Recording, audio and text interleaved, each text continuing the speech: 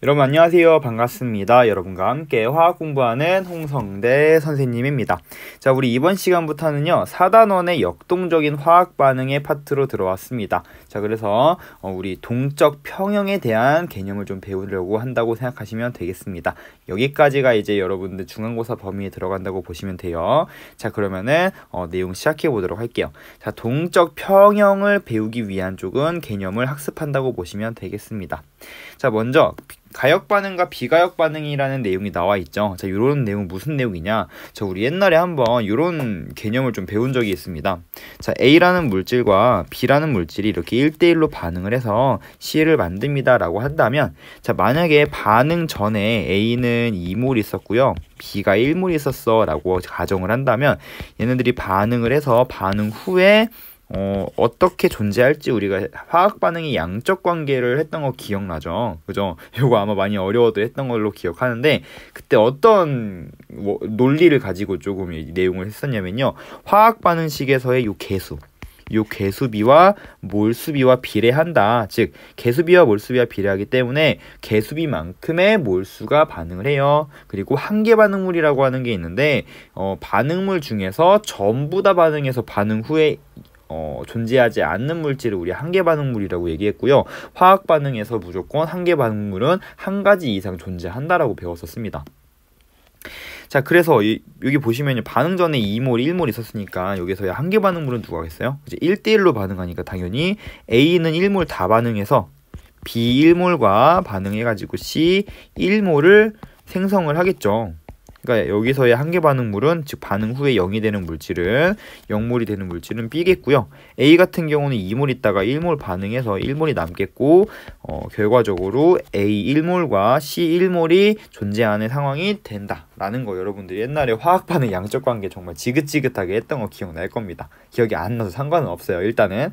자, 근데 대부분의 이제 그때 당시에 가정을 했을 때 한계 반응물이 무조건 존재하고 반응물 중에 하나는 무조건 다 반응해야 돼 라고 했던 가정은요, 했던 내용은요, 무조건 정반응, 그러니까 반응이 한쪽 방향으로만 일어났다는 가정하에 성립이 되는 내용이었습니다. 그러니까 반응물에서 얘네를 반응물이라고 하고 얘네를 생성물이라고 한다면 어때요? 반응물에서 생성물로만 이동하는, 즉 정반응만 존재했다는 가정하에 여러분들 그렇게 논리를 펼칠 수 있었다라는 얘기죠. 하지만 이 세상의 대부분의 화학 반응은요, 한쪽 방향으로만 일어나지는 않습니다. 사실은 그 역반응도 함께 일어나요. 너무 신기하죠? 정반응만 일어나는 것이 아니라 역반응이 함께 진행이 된단 말이야. 따라서 어떤 반응이 있으면요, A라는 물질과 B라는 물질이 만나서 C가 만들어지는 정반응도 있지만, 사실은 C가 분해되면서 A랑 B로 나뉘어지는 정반응도 있고 역반응도 있고요. 대부분의 화학 반응은요, 정반응과 역반응이 동시에 존재할 수가 있다라는 겁니다. 정반응도 일어날 수 있고 역반응도 일어날 수 있고, 둘이 같이 일어나기도 한다는 얘기죠. 일반적으로 둘이 같이 일어나고요. 이렇게 역반응이 일어날 수 있는 화학 반응을 뭐라고 하냐면요, 역반응이 가능한 화학 반응이야 라고 해서 가역 반응이라고 부릅니다. 아까 말씀드린 것처럼 대부분의 화학 반응이 가역 반응에 속합니다. 즉 역반응이 가능하다는 뜻이야.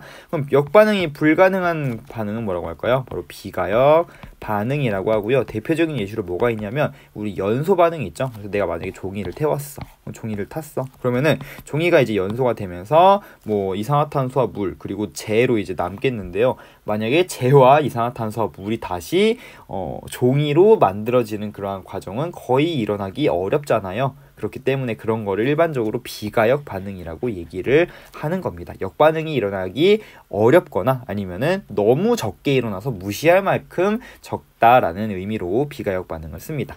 자, 그럼 이러한 개념을 한번 보면서 프린트를 읽어보면요, 정반응은요, 오른쪽 반응, 역반응은 왼쪽 방향으로 일어나는 반응을 얘기를 하고요. 표현을 할 때 정반응은 오른쪽, 역반응은 왼쪽으로 표현을 합니다. 이때 가역 반응, 즉 역반응이 가능한 화학 반응 같은 경우는요, 화학 반응식에서 이 정반응과 역반응의 화살표를 동시에 사용을 하고요. 일반적으로 화학 반응은 아니지만 이제 물의 상태 변화, 즉 상평형이죠. 상평형이라는 말을 아직 안 배웠습니다.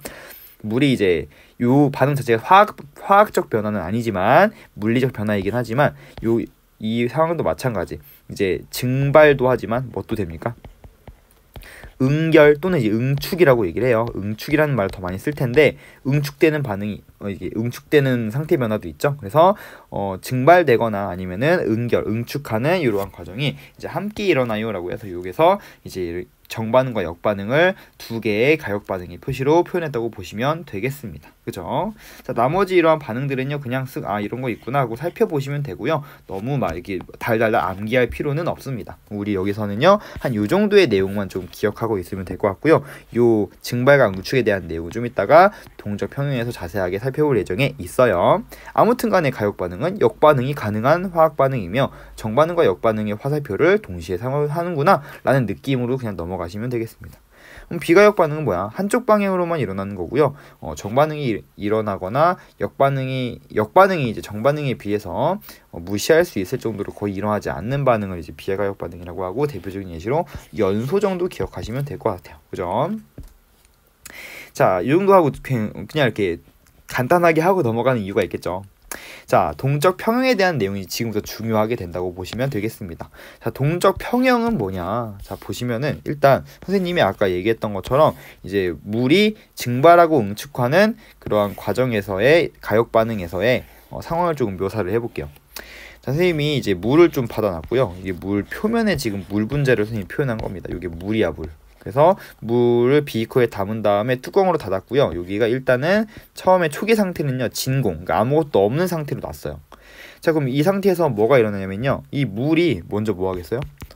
표면에서 증발이 이렇게 일어날 예정이 있습니다. 그래서 이 물이 열심히 증발을 해요. 그러니까 증발을 하면은 처음에는 열심히 증발만 하겠죠.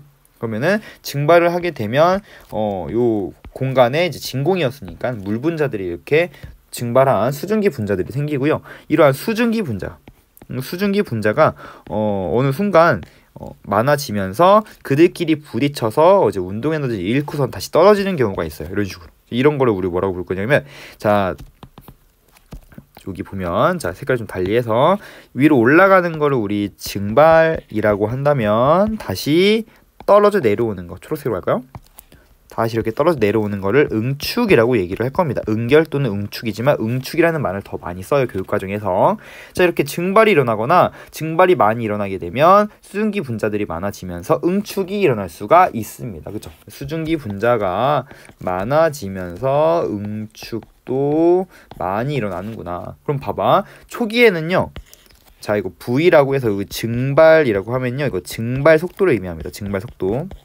앞으로 이제 기호를 좀 알려준다고 생각하시면 돼요. 증발 속도. 그리고 V 해놓고 응축하면 뭐겠니? 응축 속도겠죠, 그죠? V는 이제 우리 물리에서 많이 쓰는데 응축되는 속도. 자, 초기 조건에서는 당연히 증발 속도가 응축 속도보다 훨씬 크겠죠. 그죠? 응축 속도는 아예 0이었으니까, 이제 수증기가 아예 없었으니까. 이제 그러다가 시간이 지나면 지날수록 일단 증발 속도랑 응축 속도랑 비교했을 때 지금 보면은 뭐 증발은 지금 3개나 지금 증발하고 있는데 이거 1개밖에 안 되고 있잖아. 일단은 응축 속도가 0은 아니지만 증발 속도보다는 아직은 작습니다. 일단은 이런 상태야. 근데 시간이 지나면 지날수록 어떻게 됩니까? 수증기의 양은 점점 많아지고요. 점점 많아지면 많아질수록 응축되는 양도 많아지겠죠. 그러다 보면은 이제는 똑같이 이런 식으로 3개가 응축될 수 있다는 얘기입니다. 따라서 점점 증발 속도는 일정한데 응축 속도가 조금씩 증가하다가 결국에는 어떤 지점에 도달할 수 있는 거야? 증발 속도와 응축되는 속도가 서로 같아지는 지점에 도달할 수 있는 거죠. 이 지점을 우리는 앞으로 뭐라고 부를 거냐? 동적인 평형에 도달했어 라고 얘기를 한다라는 겁니다. 즉, 증발할 속도와 응축 속도가 똑같아서 겉으로 보기에는 아무런 변화가 일어나지 않는 것처럼 보여요. 겉으로, 글씨 쓰기 싫어서 그래요. 겉으로 보기에 아무런 변화가 없는 것처럼 보이지만, 변화 없는 것처럼 보임. 하지만 증발과 응축이 끊임없이 일어나고 있죠. 끊임없이 진행이 된다. 자, 그럼 왜 아무런 변화가 없는 것처럼 보인다? 증발 속도와 응축 속도가 같기 때문이야. 증발되는 속도와 응축되는 속도가 같아지는 지점이 바로 동적 평형에 도달한 상태구나. 즉 만약에 정반응과 역반응이 있으면요, 정반응의 속도와 역반응의 속도가 서로 같아진 지점을 우리는 뭐라고 부르냐면요, 동적 평형에 도달했어 라고 얘기를 한다고요. 자, 이 내용을 조금 그래프로 조금 다시 한번 그려볼게요. 자, 밑에 내려가서 자, 보시면은 자, 세 개의 좀 그래프를 하나 그려볼게요. 이렇게 해서 자, 처음에는요, 이제 증발만 일어난다고 했어. 증발은요, 여러분, 여러분들이 하나 5개점을 가지고 있는 걸 좀 건드려 보자면, 자, 비커가 있고요. 이런 비커가 있고, 이렇게 넓은 비커가 있어. 선생님이 여기다 이렇게 물을 담았다. 그러면은 이제 온도가 똑같은 25도씨에서 25도씨 조건에서 둘 중에 증발 속도는 누가 더 빠를까라고 하면은 대부분의 친구들이 얘가 더 빨라요라고 얘기를 합니다. 왜냐면요, 증발 속도의 개념을 이렇게 생각하는 거야. 지금 만약에 이렇게 증발이 되고 있어요. 그러면은 1초 동안에 증발하는 입자수, 수증기, 증발하는 물 분자의 수라고 한다면 당연히 1초 동안에 얘는 2개 나오고 얘는 4개 나오니까 당연히 얘가 더 높겠다, 많겠다. 증발 속도는 당연히 얘가 더 클 거야 라고 생각하지만, 증발 속도의 개념은요, 1초 동안에 단위 면적당 증발하는 입자수예요. 따라서 뭐라고 얘기해야 돼? 이 단위 면적당, 온도만 똑같다면 이 단위 면적당 증발하는 입자수는 서로 똑같겠죠. 그래서 얘랑 그 넓이에 상관없이 증발 속도는 일정한 겁니다. 온도만 일정하다면. 근데 온도가 증가하잖아? 그러면은 증발 속도가 증가하는 거지. 그때서 이제 온도가 증가하면 증발 속도가 증가하는구나. 증발 속도는 온도에만 의존하는 값이구나 라는 거 조금 아시면 좋겠어요. 그래서 이 시간이 지남에 따라서 증발 속도, 속도를 좀 표현을 한다면 증발 속도는요, 일정합니다. 여기 이제 증발 속도야. 근데 증발 속도는 일정한데 처음에는 진공이었잖아. 우리 진공이었죠. 그러니까 응축 속도는 아예 0이야. 0이다가 이제 수증기가 증가하면 증가할수록 어떻게 되는 거야? 응축 속도는 점점 증가하게 되는 거죠. 응축 속도가 점점 증가하다가 어느 순간 증발 속도와 똑같아지는 지점이 생긴다고. 바로 이때가 뭐다? 동적인 평형에 도달한 상황이 된다라고 보시면 되겠습니다. 이게 바로 빨간색으로 쓴 게 응축 속도라고 보시면 되겠고요. 자, 그럼 이때까지 어떤 일이 벌어지냐면요, 동적 평형에 도달하기 이전에는요, 자, 시간이 지나면 지날수록 어때? 계속해서 증발이 일어나니까 일단 물의 양은 어떻게 될까? 물의 양은 점점 줄어들겠죠. 왜냐면 물이 수증기로 증발을 하는 거니까. 다시 말해서 수증기의 양은 점점 어떻게 되는 거야? 수증기의 양은 점점 증가하는 이러한 상태가 되는 거죠. 증발 속도는 일정하지만 응축 속도가 점점 증가하고 있는 상태가 바로 동적 평형 전 상태라면, 동적 평형 이후부터는 어때요? 이후부터는 물의 양이 어때? 어차피 정반응과 역반응, 즉 증발 속도와 응축 속도가 똑같기 때문에 물의 양 그리고 수증기의 양은 계속해서 일정하게 유지가 되는 상황이 되는 거죠. 하지만 증발과 응축은 계속해서 일어나고 있고요. 그리고 증발 속도도 이때 바로 증발 속도가 응축 속도랑 바로 같아지는 지점이구나 라는 걸 확인할 수가 있는 겁니다. 물론 여기서는 증발 속도가 일정하지만 응축 속도는 증가하고 있지만 여전히 증발 속도가 큰 상황이라고 보시면 되겠습니다. 그래서 이렇게 동적 평형에 도달하기 전과 동적 평형에 도달한 이후에 그들의 여러 가지 물리량, 이렇게 총 4가지를 봤는데 이런 물리량들이 여러분들 구분할 수 있으면 되는 겁니다. 어렵지 않죠, 그렇죠? 그렇게. 그래서 보시면요, 동적 평형은요, 지금 정반응 속도와 역반응 속도가 같아져서 겉으로 보기에 변화가 일어나지 않는 것처럼 보이는 상태를 얘기를 하고요. 그 중에서 동적 평형의 한 종류가 상태에 대한 물질의 상태 변화에서의 동적 평형, 동적 평형을 얘기를 하는 거고요. 이 상태 변화에서의 동적 평형을 상평형이라고 부르는 겁니다. 그래서 상태 변화는 여기서 지금 증발과 응축에 대한 내용을 지금 예시로 보여주고 있는 거죠. 그래서 한 물질의 두 가지 상태가 동적 평형을 이루어서 겉으로 보기에는 아무런 변화가 드러나지 않는 것처럼 보이지만 두 상이 공존하는 상태를 얘기를 하고요. 밀폐된 용기에다 이제 물을 넣고서는 놨을 때 증발과 응축이 반복이 되면서 처음에는 3개만 증발했는데 그 다음부터 1개가 응축하고 2개 응축하고 결국에는 3개 증발하지만 이 증발 속도는 똑같은 거 보이죠? 응축 속도도 똑같아지면서 동적 평형에 도달하는구나. 얘는 T 지점에서 동적 평형에 도달했구나 라는 걸 확인할 수가 있다는 얘기입니다.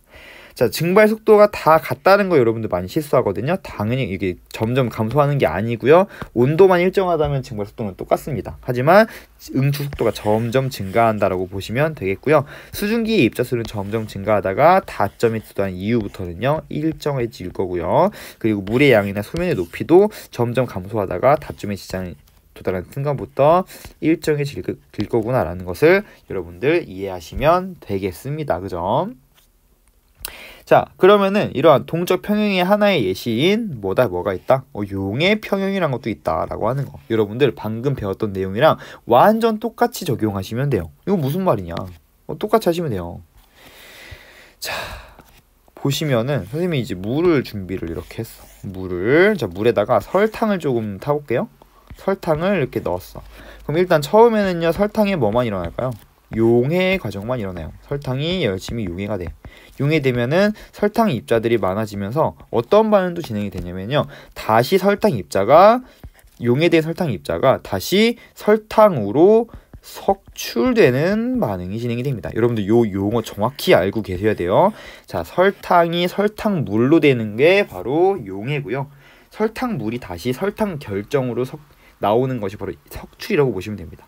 그럼 처음에는 당연히 용해의 속도가 석출 속도보다는 더 컸겠지. 그러다가 시간이 지나면 어때요? 용해 속도는 일정하지만 점점 석출 속도가 얘는 0이었다가 점점 증가하는 거잖아. 그지? 그러니까 용해 속도가 더 클지언정 요 사이의 격차가 조금씩 가까워지는 거죠. 그러다가 어떻게 됩니까? 결국에는 용해되는 속도와 석출되는 속도가 서로 같아지게 되는데 이 용해 속도와 석출 속도가 같아지는 이 지점이 뭐다? 바로 동적 평형에 도달했다고 얘기를 하고요. 여기서의 동적 평형은 용해와 석출에 대한 동적 평형이기 때문에 우리 아까 이제 상태 변화에서의 평형을 얘기했던 것처럼 얘를 용해 평형이라고 부르는 거예요. 이제 동적 평형의 하나의 예시로 받아들이시면 됩니다. 동적 평형, 용해 평형. 그래서 용해 평형은요, 뭐라고 설명할 수 있냐? 바로 용해 속도와 그리고 석출 속도가 같아진 지점에 도달한 상태가 되겠고요. 용해 반응과 석출 반응이 계속해서 끊임없이 진행되지만 겉으로 보기에는 아무런 반응이 일어나지 않는 것처럼 보인다라고 보시면 되겠습니다. 자, 그럼 봐봐. 여기가 이제 평형에 도달한 상태잖아요. 그러면 이 평형에 도달하기 전까지는 쭉 어떨까요? 용해가 더 많이 되는 거니까 설탕물의 농도는 일반적으로 몰 농도를 얘기를 해요. 부피당 이제 녹아드는 몰수, 설탕의 몰수에서 몰 농도는 점점 증가하겠죠. 그러다가 용해 평형, 즉 동적 평형에 도달한 이후부터는요, 농도는 일정하게 유지가 되겠다라고 하는 거를 여러분들 확인할 수가 있는 겁니다. 그죠? 그래서 다시 프린트로 넘어와서 다시 확인해 보면요, 지금 용해 과정이라는 것은 설탕이 용매에 녹아드는 현상을 용해라고 하고요. 다시 설탕물이 용액이 설탕과 물로 분리되는 현상을 석출이라고 하는데, 일반적으로 이제 용해 과정에서의 동적 평형을 도달했다라는 거 우리는 용해 평형이라고 얘기를 하면서, 이제 설탕의 용해 과정과 석출 과정이 동시에 일어나는데, 즉 가역 과정인데 이때 처음에는 용해 속도가 엄청 크지만 크지만 점점 석출 속도가 증가하면서 용의 속도를 따라잡고요. 결과적으로 용의 속도와 석출 속도가 같아지는 지점인 바로 용의 평형에 도달하는 지점이 되고요. 그 이전까지만 해도 계속해서 농도가 증가했죠. 설탕의 몰 농도가 증가하겠지만 그 이후부터는요, 설탕의 몰 농도는 일정하게 유지가 될 거야 라는 걸 여러분들 확인할 수가 있습니다. 내가 여기다가 그 다음부터 설탕을 더 넣어도 이 설탕의 농도는 변하지 않을 거라는 겁니다. 뭔 말인지 이해되죠? 그죠? 이렇게 이해하시면 되겠고요. 용어가 하나 더 나오는데요. 지금 이렇게 용의 속도가 더 큰 용액, 더 녹아들 수 있는 용액, 포화되지 않아서 불포화 용액이라고 하고요. 더 이상 녹을 만큼 다 녹았어. 더 이상 녹을 수 없어. 포화 용액이라고 부른다. 즉 용의 평형이 도달한 이러한 상태를 우리는 포화 용액이라고 부른다라고 보시면 되겠습니다. 그 내용 한번 읽어보시면은 이해가 될 거예요. 그죠? 그래서 이렇게까지 해가지고 여러분들 동적 평형에 대한 내용을 마치면 되겠고요. 자, 여기 보시면 염화나트륨의 용의 과정에 대한 용의 평형, 사실은 요거 시험 문제 선생님이 안 냈거든요. 얘기해 주는 거예요. 안 냈지만 요것도 한번 읽어보면은 왜 이런 반응이 진행이 되는구나 라는 사실을 여러분들 아마 이해할 수 있을 거라고 생각을 합니다. 그래서 요거는 우리 나중에 요 부분 같은 경우 우리 기말고사 때도 요 동적 평형 부분을 포함시킬 거거든요. 그때 다시 한번 설명을 해주도록 할게요. 자, 이렇게 해가지고 우리 시험 범위에 대한 내용은 여기까지 마치도록 하고요. 여러분들 너무너무 고생 많았고요. 우리 중간고사 준비 잘 해서 여러분들 이번 화학원 시험 모두 잘 보시기를 바랍니다. 여러분들 너무너무 고생 많았고요. 뒷부분에 있는 문제풀이 영상도 같이 탑재를 해주도록 할게요. 여러분들 고생 많았습니다. 안녕.